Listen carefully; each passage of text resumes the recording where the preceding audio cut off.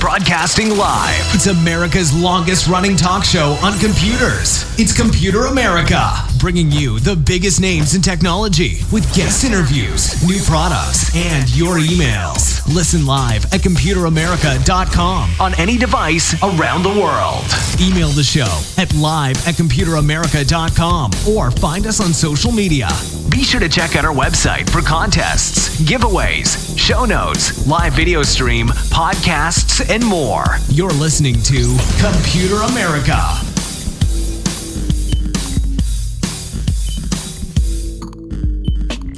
Hello and welcome everyone into the Computer America Show. We are the nation's longest running, nationally syndicated radio talk show on computers and technology. Everyone, how you doing? Welcome into the program. So today on the show, we have computer and technology news, and I gotta be honest, it's not every day that we have stories that are actually like this in-depth. Really looking forward to it, and yeah, there's a ton of different stories, including we have some leaks from Intel and their roadmap and how their hardware is starting to shape up. We have everything from, and honestly might be one of the biggest head scratchers of the day, and that is OnlyFans. You may have heard of them. They are going to remove all sexually explicit material from their website. And while I have heard of rare instances where OnlyFans is being used for, the likes of, and this answers the question, well then what is OnlyFans going to be for? It's going to be people who have fandoms, people who, like sports, athletes, actors, people like that. And they're going to be able to pay for exclusive content from their favorite celebrities. Just not, stuff like feet pics or things like that. So, we'll get into that story. We have a ton more, including the fact that the FTC is requesting that Facebook they want Facebook to sell WhatsApp and Instagram in a major antitrust case, which is something always refreshing to see.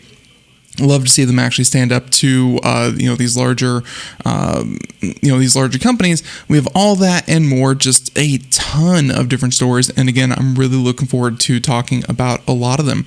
So everyone, before we get started, computeramerica.com, that's where you'll find everything, past shows, future shows, everything you need to know. Of course, you can see it right there on our video portion, but hey, if you don't head on over to twitch.tv/computeramerica, or you don't listen to us live on IRN, then the podcast is the second best place to do so. Everyone, I hope that you're having a wonderful Thursday and you are ready for some Computer America. So everyone, here we go. Computer and technology news brought to you by Computer America.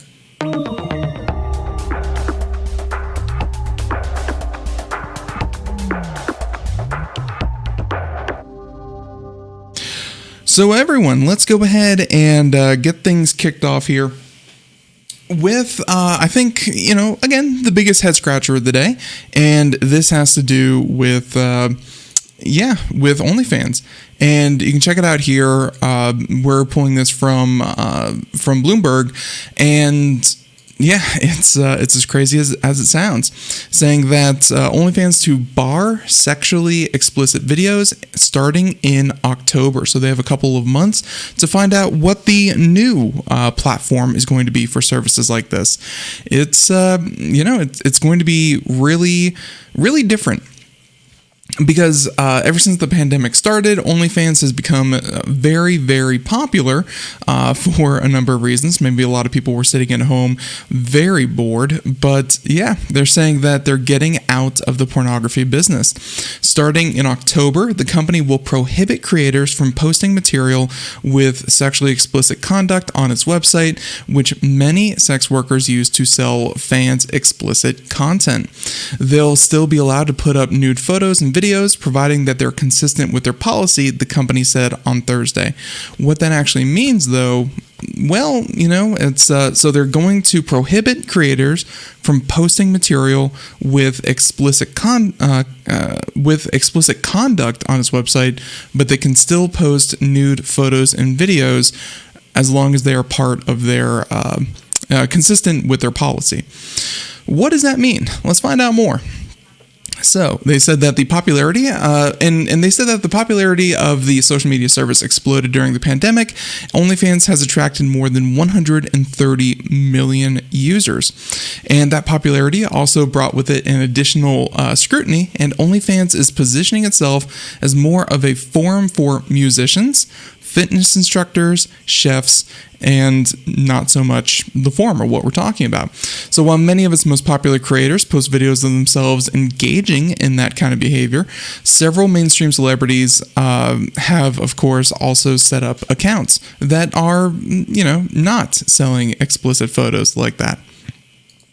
Now, this is from directly from the founder, Tim Stokely, saying this is a statement from OnlyFans, but yeah, there you go, saying that in order to ensure the long-term sustainability of our platform and continue to host an inclusive community of creators and fans, we must evolve our content guidelines. The company is run by its founder, Tim Stokely, and owned by Leonid Radvinsky, an internet entrepreneur. How this is going to go. So the company has been praised for giving sex workers a safer place to do their jobs, and of course there's still a lot of stigma to it, but the company handled more than $2 billion in sales last year and is on pace to generate more than double that this year. And of course, of that number, they get to keep 20% off the top for running it. Now, they said that it will provide more guidance on its new policy at a later date. And yeah, it of course, makes a lot of people question, well, now what do we do? It's, there aren't a lot of other services that are on this scale that a lot of people know that can host this kind of content. And it's, I totally see where OnlyFans is coming from. Like, when they say long-term sustainability, they know that they're going to face scrutiny over people who are stealing content, posting stuff that is just blatantly illegal, let alone inappropriate or anything like that, just straight up stolen, illegal, copyrighted, so on and so forth. And yeah, it's a lot easier to police a bunch of chefs cooking and a bunch of workout videos, people working out, stuff that isn't of a sensitive nature like that. So for their long-term sustainability, yeah, they want to get out of the pornography business. But it's kind of like, what was that? Tumblr, I believe. Tumblr also banned a lot of their pornographic material, and Tumblr, users over time. And let's see if I can pull up a chart here real quick. Tumblr has, not exactly been doing too well. Like, yeah, they still have, a couple 100 million users, which, kind of in the grand scheme of a lot of things, it's, it's not the best thing in the world. You can see here on the video portion, like, they started at like 640 million at their highest point, 642 million at their highest point, and then they were acquired, and then they sunk down to about 370,000, so they lost about half of their users. And it's one thing to lose half of your users, it's another thing to completely lose half and not be able to grow at all. It's, that is a real problem, and honestly, a death knell for these, different sites like Reddit and Tumblr and OnlyFans in this case, is that their growth pattern is not exactly about, increasing revenue from people who already subscribe or, do things on the platform. Their main source of growing is by adding users. So the company is, while it's not completely over, it's not looking good for that website. And OnlyFans, I think, is and like Tumblr has a lot of legitimate uses. It was the place to go to make your own online blog. There was just a major side to it that happened to be explicit. OnlyFans doesn't even have that benefit, and I'm sure that they have the inside numbers, statistics, the amount of people that actually pay for content that is not explicit. So I'm sure that they are weighing their options here, and it seems like no way forward is it able to kind of say keeping the nudity, keeping the pornography on our site is a profitable event, is going to be something that we can do long term. It's just not going to be that. So this chart here shows Tumblr over the years, just from 2018 to to the mid 2019, just a couple of months, they lost half their users. I'm sure that OnlyFans is going to be something very similar, if not even worse, because that's kind of what made them popular. Now, they say that many people actually rely on OnlyFans as a way to generate income and pay for their bills, especially in the time of COVID when a lot of people could not work. Luckily, COVID and restrictions are starting to lessen up, so hopefully a lot of people have a way to generate income not in this way, but there you go. It's still surprising. Earlier this year, OnlyFans introduced a new app that features many of its top creators, but does not include any nudity, saying that if you look at all the promos, they don't promote us at all. And they said that I noticed a huge drop in them promoting people who did this kind of work. So there you go. It's I don't know what the end result is going to look like for OnlyFans when they kick all of these people off and they ban everyone who does it. But the company is going to be much smaller, and I feel like it's going to have to start over again from square one. But hey, it truly is probably the only way they're going to be able to sustain as a company that doesn't have that stigma about it. But turning something that has that very notable side to it into a legitimate business is into a not kind of PG friendly business. I don't know if they could do it, but clearly it's in their best interest, they feel, to do that. So very, very unexpected. But at the same time, they also mentioned that they were exploring that earlier this year. It's just kind of unexpected that they'd actually go through and do it. So, yep. I would not be surprised if that means that they are kicking off probably 90% of their creators. It's very, very, very different. It's, we'll have to wait and see. Okay, tons of other stories, things that we should talk about. How about this one? This one from Ars Technica. Going away from stories like that, let's talk about Samsung and the fact that one of the biggest complaints that people have had about Samsung in recent years is that you are paying for a flagship phone. Like, you are paying top dollar as much as an iPhone, and you are still getting banner ads, you are still getting pop-up ads, you're still getting ads in your $1,000 smartphone. Like, if you really think about it, was it for like YouTube? You could pay like, $5 a month and not get YouTube ads. You can go on Twitch and pay $7 a month and not get Twitch ads. You can essentially pay some amount of money. And they're saying that, you can pay some amount of money and you don't get ads. But here, you're paying $1,000 and you still get ads. Like, what is the price point for Samsung?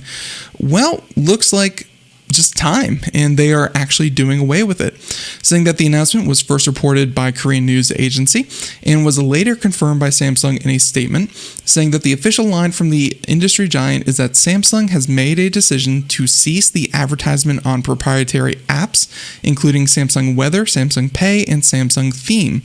The update will be ready later this year. So hopefully that means this is also retroactive, that if you currently have a Samsung phone, after the update goes through, hopefully they will strip the ads from the phone. That would be really amazing and something that I'm sure a lot of people would welcome. They're saying that Samsung ships Android on all of its smartphones, but it changes the experience with a one UI skin that includes several Samsung-developed packed-in apps. Many of these apps, like Bixby, Samsung Health, and Weather, contain big banner ads, sometimes right on top of the app, where you would normally expect to find an app logo or navigation information. The worst offenders are the notification ads. A Samsung app will spawn a notification to entice you to buy a new gadget or install a new app, which has always been a pain point for people. It's like, why is this super expensive phone still having to push in-app purchases and things like that in my phone? They're saying that. And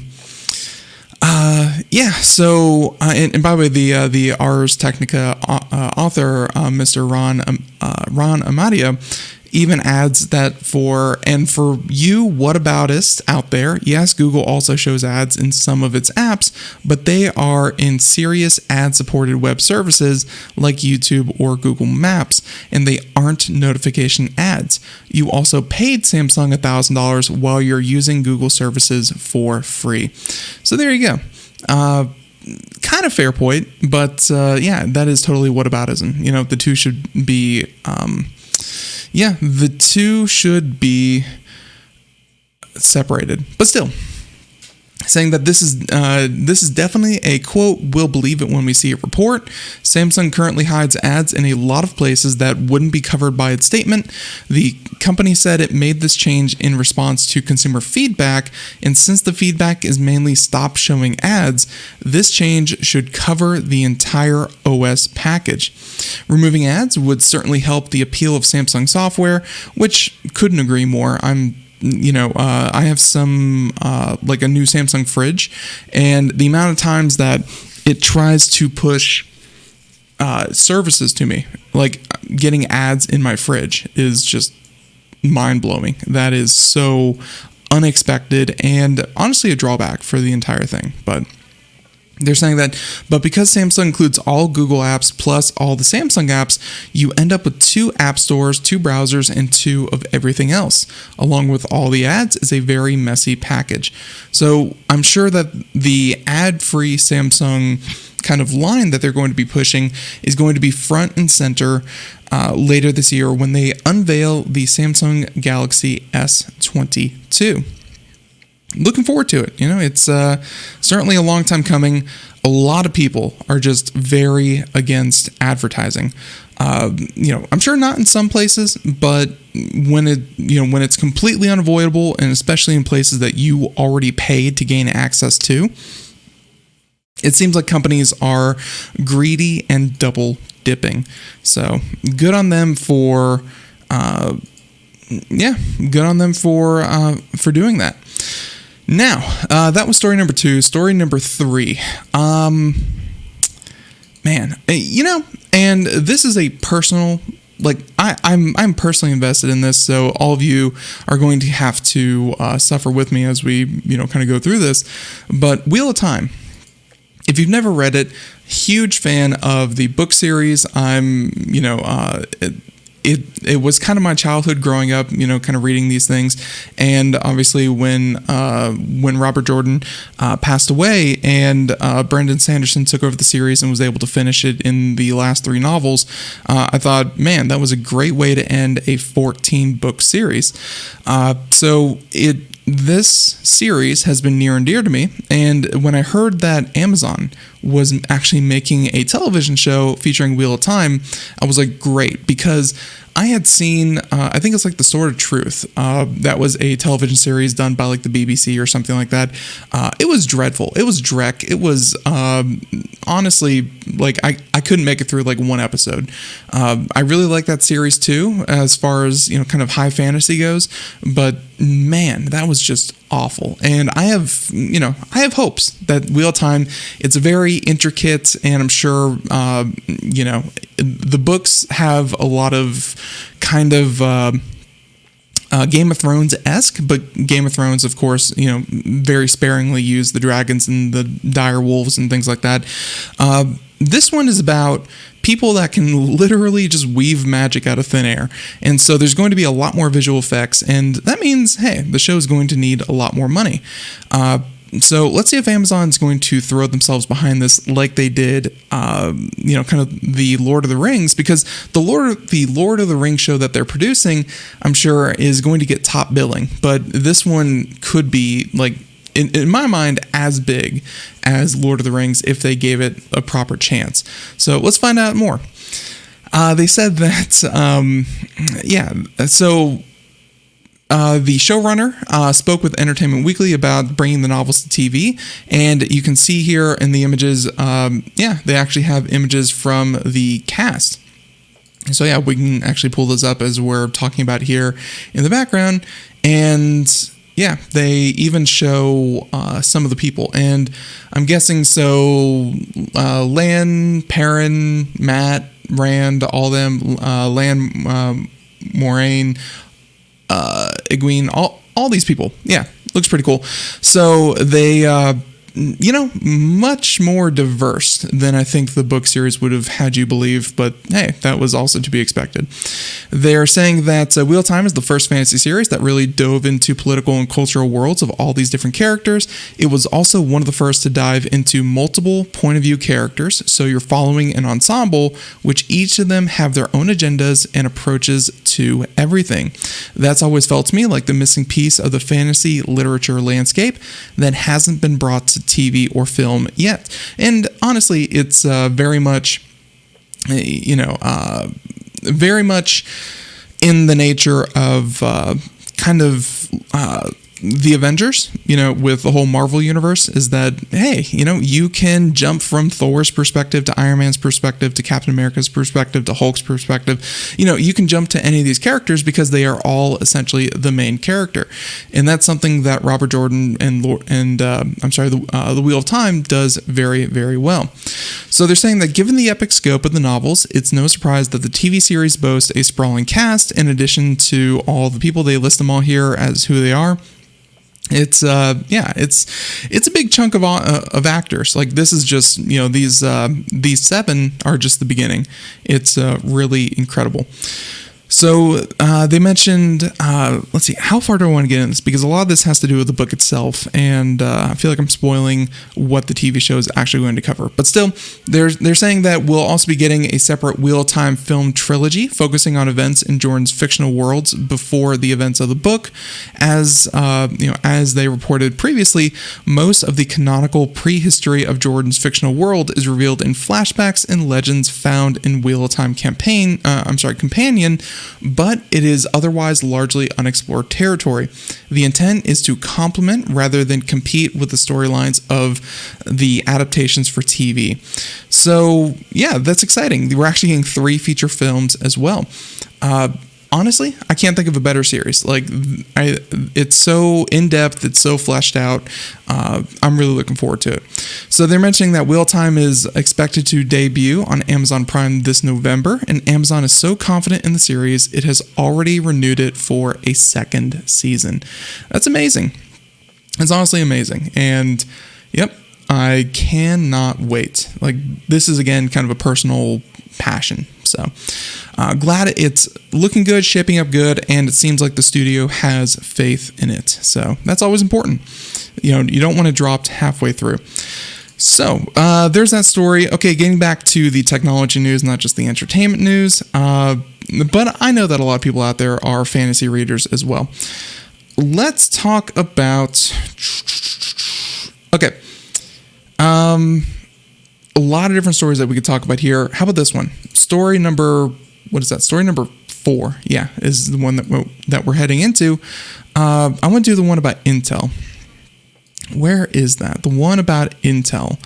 No, it's a chip shortage. Apple, SEC, Amazon, Waymo. Let's just talk about Intel. I have this other one here. Let's see. No, not that. Oh my God. I'm sorry. One moment. Okay. Intel from Ars Technica, Jim Salter, and saying that Intel leaks the next gen, saying that they're leaking the next gen desktop CPUs with hybrid big.little design. So let's find out what big.little design is, because this is the make or break moment for Intel in a way, because they have been known to be behind the curve when it comes to CPUs.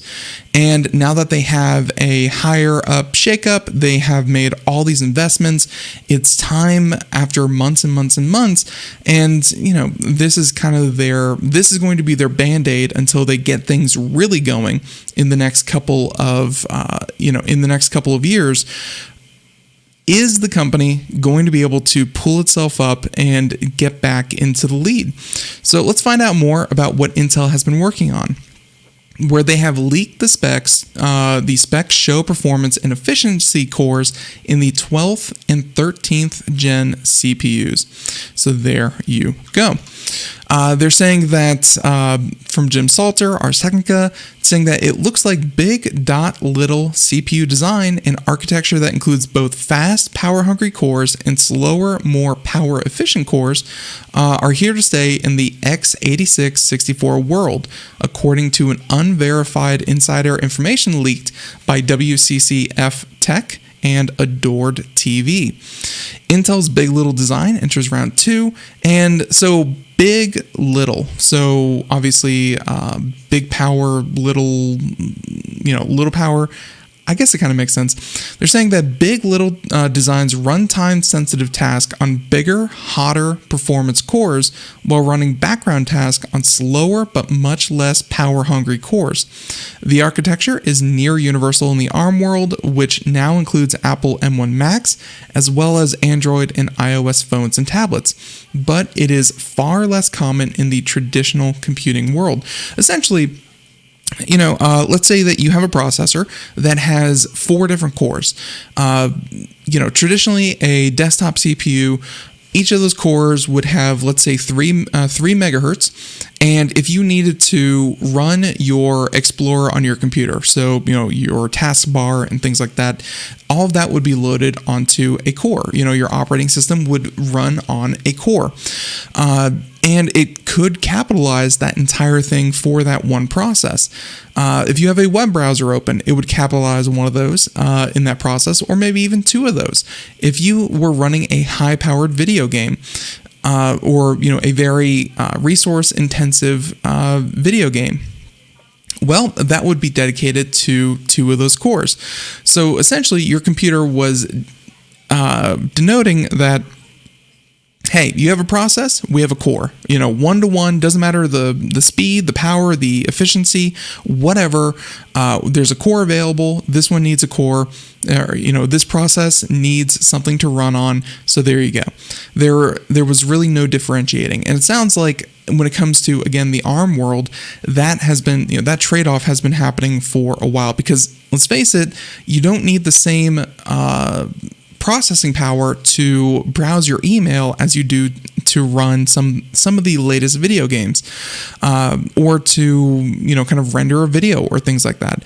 So splitting it up and allowing some cores to be much more power hungry, much more or at least more inefficient, hotter, and allowing others to not heat up as much. And so essentially you're trading performance for a little bit of efficiency, but at the same time, if you're not doing anything super intensive, you're trading the intenseness of the CPU. You're trading that for efficiency. So it will be powerful when you need it and efficient when you need it, or when you don't need it. Makes a lot of sense. Intel's Lakefield architecture only lasted 1 year and only consisted of 2 products. Market demand was almost non-existent for Lakefield, likely due to a poor mixture of performance and efficiency cores. Both Lakefield CPUs offered only a single performance core backed by 4 efficiency cores. A lot of programs, they are designed to take advantage of, 2 to 4 cores. That if it needs that many. Some are meant to run on 1, but 2 to 4, that is what programmers think that, that you can reliably have. Anything more because of course there's there's a 24 core, 32 thread, 28. There's a lot here. 24 core, 32 thread, Intel processors, but then there's things like AMD that are running 64 hyper-threaded cores. That's not something that you can reasonably rely on people having, so why are you going to waste all the time essentially building these programs from scratch to run on hardware that only a small fraction of people actually have? That's more for the server space, that's more for, video producers, video renderers, things like that.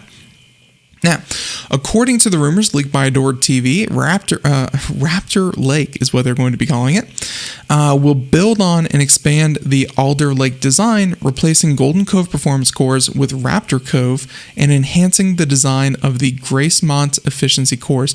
Got to give it a name, which I guess to be fair, it might be a bit easier to remember these names as opposed to, just weird numbers, letters combination. They're saying that we're also expecting core counts to increase with an expected 24 core, 32 thread, i9 13900K due in 2022.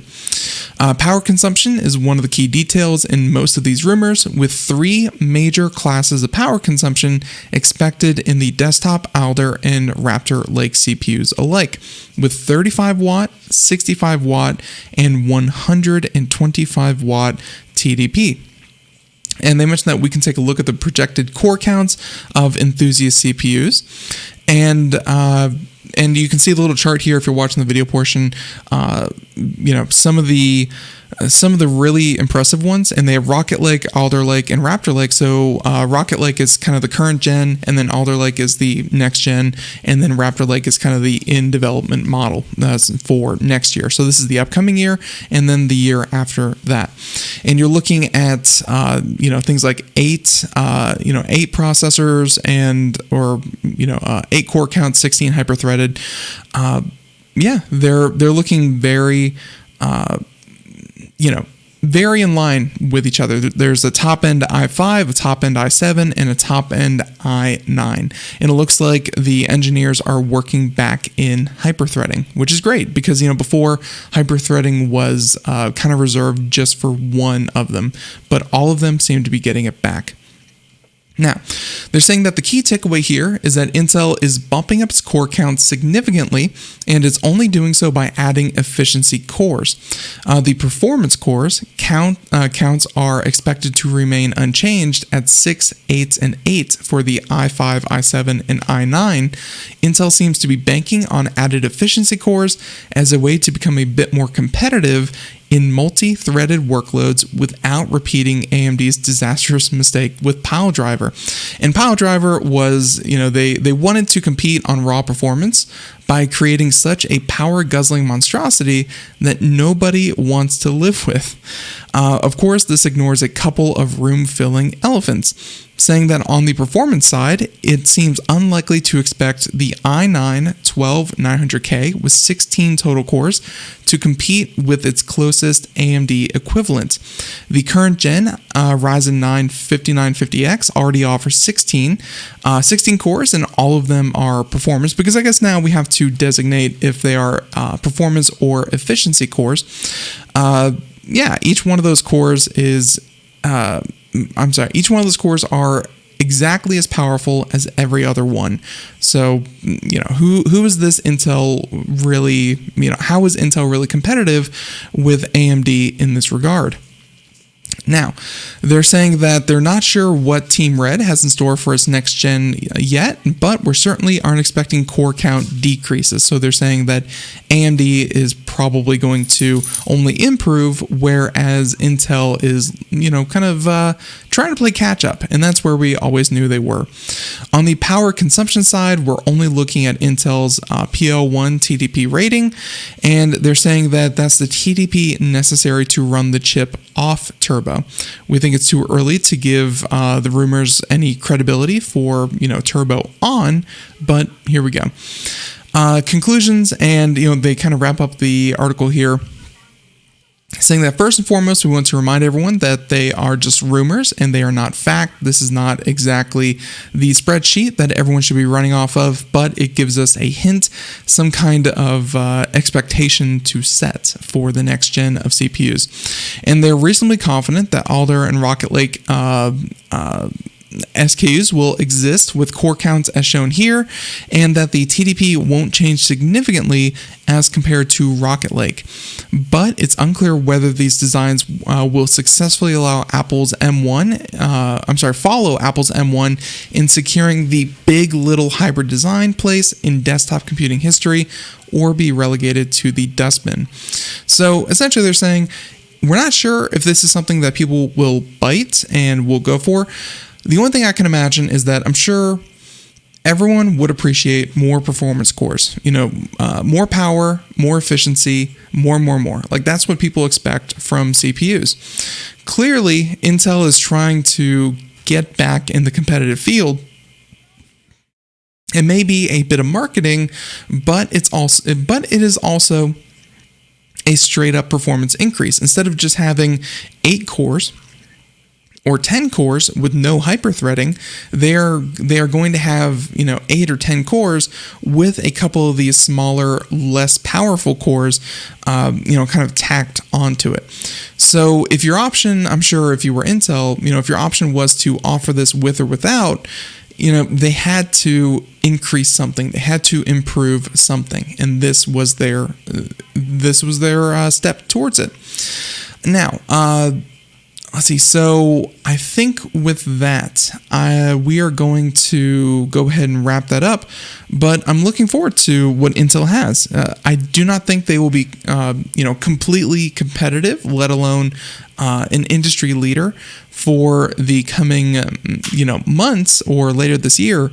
But it seems like they are trying to right the ship as fast as they can, because a company like Intel doesn't turn on a dime, and following what others are finding successful seems like that should be a winning strategy. If people are expecting this in their competitors, then Intel has to be able to offer the exact same thing. And more to the point, there's this other article that we can just jump right into, which is Toyota really highlighting the need for just anything out there. It doesn't really matter if it's the best thing, because obviously I was kind of talking about the prosumer, people who are really into CPUs and what they could do, but cars are just looking for any kind of CPU, and Toyota is to slash worldwide vehicle production by 40% in September because of the global microchip shortage. There you go. They're saying that Volkswagen, the world's second biggest car producer, has warned it may also be forced to cut output further. Essentially, what we always knew was a possibility, and something that they were kind of worried about looming as the pandemic starts to taper off, hopefully, and orders for cars start to come back in.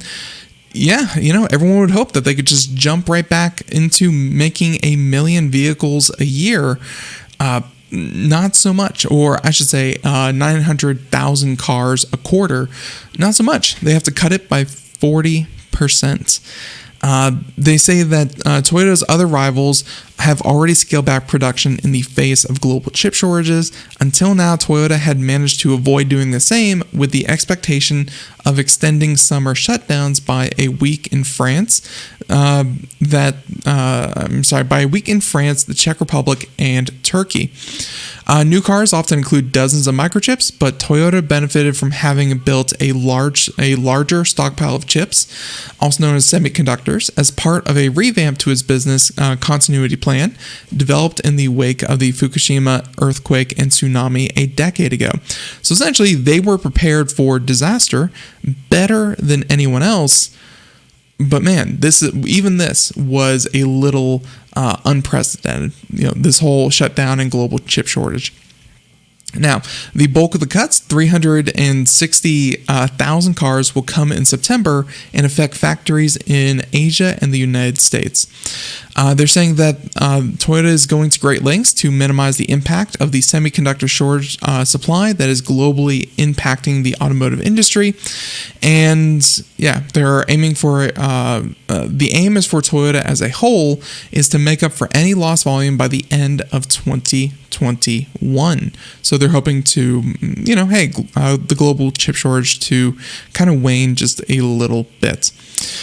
So, yeah, and by the way, even last month, the boss of chipmaker Intel, so the new CEO, Pat Gelsinger, said that the worst of the global chip crisis was yet to come. It's probably going to get worse, but a lot of investments, a lot of changes are on the way. So hopefully in the next couple of years, we should be back on our feet. The shortage prompted, a lot of interest in making CPU supply lines and manufacturing facilities in the United States and parts of Europe to kind of decentralize a little bit the global chip manufacturing business, which is almost entirely done in Southeast Asia. All it takes is one little, one tsunami, one earthquake, one political disaster to really throw the entire world's chip supply into question. So it's time for other countries to kind of get into the business and say, hey, we have to start looking into this. Okay, speaking of starting to look into this, how about a program that, Microsoft wasn't really interested in, in looking into until now, it seems.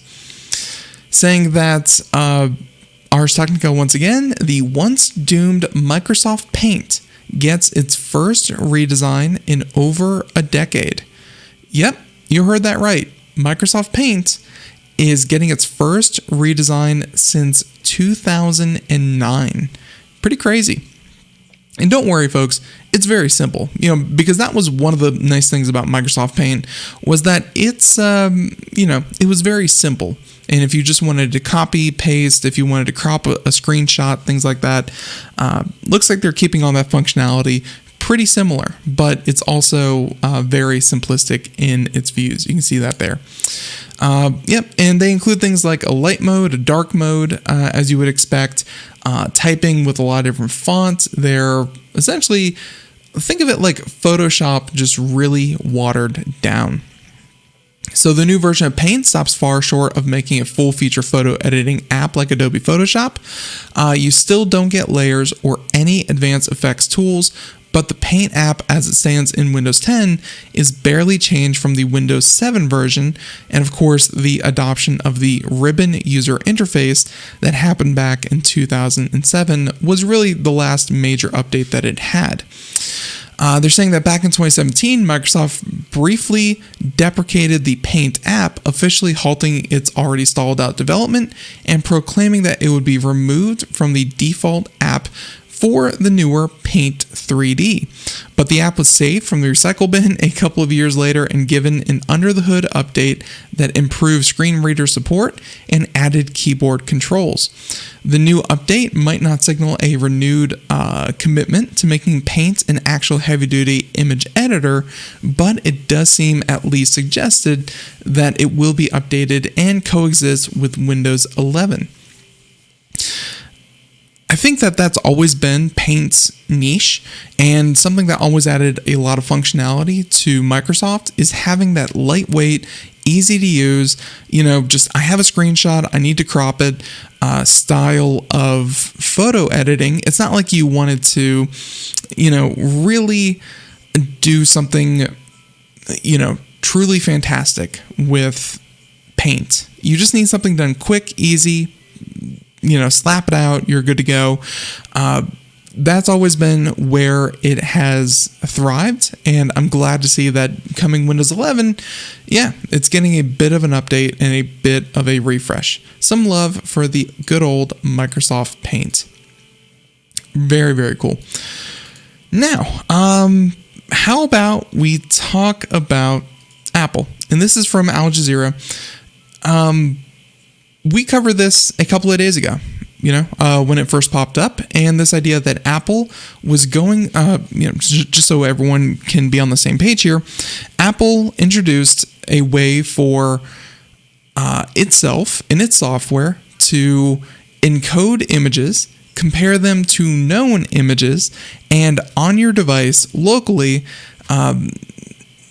compare images being sent to a child's account to known indecent photos and underage sexual images, stuff like that. Essentially very, very bad images, and comparing what's on your phone to what's in their database. So a lot of people were kind of wondering, what is this really going to look like from Apple? Is Apple going to scan every single photo? Is Apple going to have access to all of your images and all of your messages? Because for the longest time, when it came to iMessages and Apple, they have been very vocal that they were end-to-end encrypted. They were completely secure and private. It was kept only on the phone. It was not backed up to the Apple iCloud unless you designated it so. And now people are wondering, kind of scratching their heads going, so Apple is going to scan every single photo that we take. And that is, and that is a legitimate fear that people have had. And, well, I think it's, at last count, over 90 different organizations around the world, 90 policy and rights groups around the world have published an open letter urging Apple to abandon plans for scanning children's messages for nudity and the phones of adults for images of child sex abuse. It's very, very concerning that Apple would do this, but at the same time, as I said when we first covered this, way back when, a couple of days ago, it's like trying to pass legislation that is anti-terrorism or, kind of pro-children, in which exactly is in this case. It's like you set up this argument that if you're against something like this, it's like, oh, well, then you are for kind of child abuse. And if you are against something like, patriotism or terrorists or things like that, it's really hard to argue the other side without coming across as very tone deaf or, just kind of rude or not sensitive to the plights of these people. Looks like these groups have had to come out in force and say that this is an overwhelmingly bad idea. They're saying that, quote, though these capabilities are intended to protect children and to reduce the spread of this abuse material, we are concerned that they will be used to censor protected speech, threaten the privacy and security of people around the world, and have disastrous consequences for many children. There you go. Saying that the largest campaign to data over an encryption issue is at a single company was organized by the United States-based nonprofit Center for Democracy and Technology. Now, skipping through the article a bit, they're saying that those signing include multiple groups in Brazil, where courts have repeatedly blocked Facebook's WhatsApp for failing to decrypt messages in criminal phones, and the Senate has passed a bill that would require traceability of messages, which would require somehow marking their content. So essentially, around the world, there is legislation being put in place that says we need to track the spread of this content. And for now, they're saying that Apple is using, the completely vehement and just awful nature of child abuse pictures and videos and things like that, and saying that we need to do this to protect the kids. But then they operate in countries where, here in Brazil and India, political speech is very much being tracked in the exact same way, saying that the governments there need to know when criminals are speaking out against the government, making speech that we don't approve of, and we need to be able to track this. They'd be able to do the exact same thing using the same system. And if they want to keep operating in these countries, once you have a system like that in place, it's only a matter of time before the the courts mandate that instead of just scanning for these photos, they start scanning for phrases, they start scanning for individual people, dissenters, things like that. And they're saying that, quote, our main concern is the consequence of this mechanism, how this could be extended to other situations and other companies.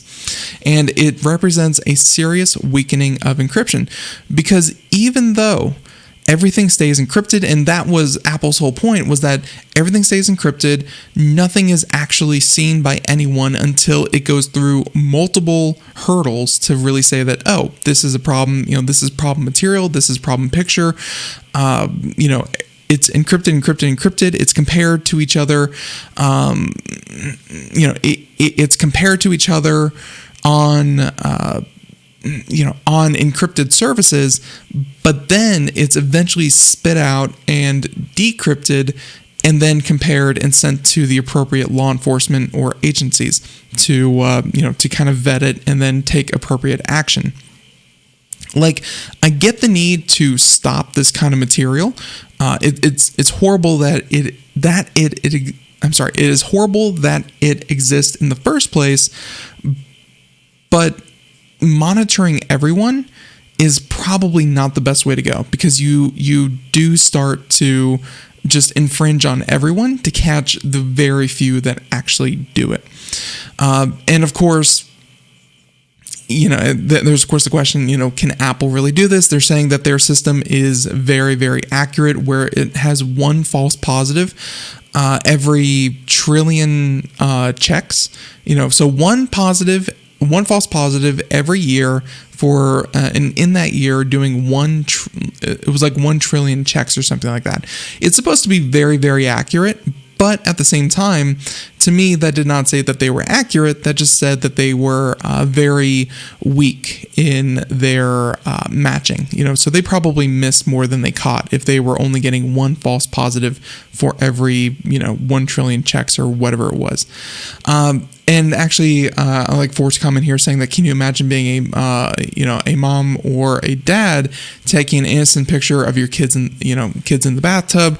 Obviously, as parents, we want to document every part of our kids' lives, and then of course Apple scans your phone saying that, wow, you have inappropriate pictures of children on your phone, even though they're of your kids and you never shared them with anyone, and suddenly you have law enforcement knocking on your door saying, we know what's on your phone, thanks to Apple, and explain yourself. That could cause a lot of issues. Now, they're saying that though most of the objections so far have been over device scanning, the coalition's letter also faults a change to iMessage in family accounts, which would try to identify and blur nudity in children's messages, letting them view it only if parents are notified, saying that the center said that the step could endanger children in intolerant homes or those seeking educational material. More broadly, they said that the change will break end-to-end encryption for iMessage, which Apple has staunchly defended in other contexts. So what they're saying there is that it could still be end-to-end encrypted, where it doesn't really leave the messaging service. Clearly the end users are the only ones who can see the image. So Apple can still kind of claim that it's end-to-end encrypted, but what they're saying is that in this particular account setup, and by the way, everything that we've been talking about happens in this particular account setup where there is a parent-child relationship in the account kind of setup. If you're just two adults sharing the same Apple account, on like a joint account, none of this would ever apply to you. But as soon as children have it, as soon as someone is designated the child, and someone is designated the parent, then the message scanning starts to happen.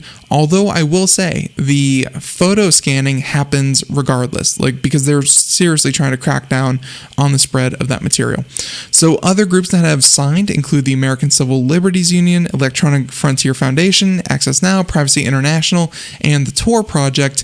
All groups that are very much on the cutting edge of trying to protect privacy.